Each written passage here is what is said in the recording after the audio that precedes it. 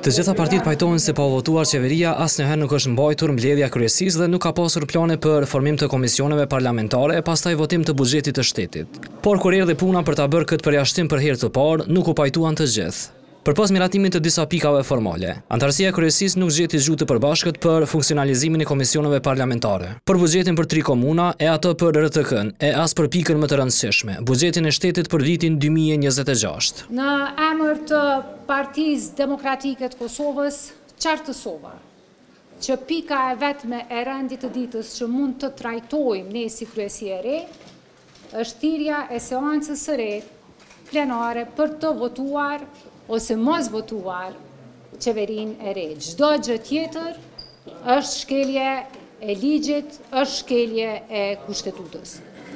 Ne nuk guxojmë të simulojmë normalitet, Kosova nuk është në një situatë normale, sikurse që nuk guxojmë t'ia lejojmë vetës që të miremi me zgjidhje të pjesshme. Qitaku tha se po i u kërkohet që të simulojnë demokracinë duke shkelur kushtetutën, ndërsa kur u pyet se a janë për qeveri teknike, tha se kjo çështje beson se do të diskutohet në takim me presidenten.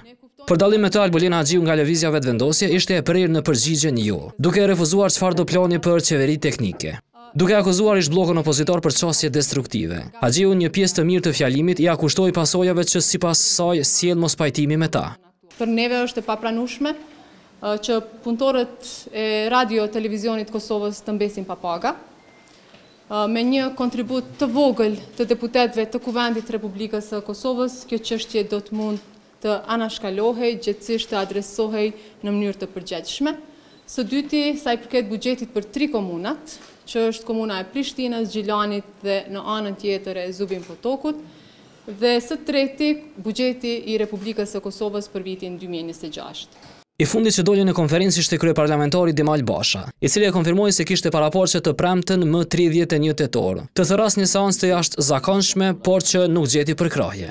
Buxheti vjetor ka mujt me u bë ndorës, për shkak se ai don debat më të thellë, edhe është një që rregullon me procedurë për shpejtuar, por për 2 të porat s'poku kanë prit një farë mirë kuptimi, megjithatë në të drejtën e tyre disa subjekte politike kanë refuzuar.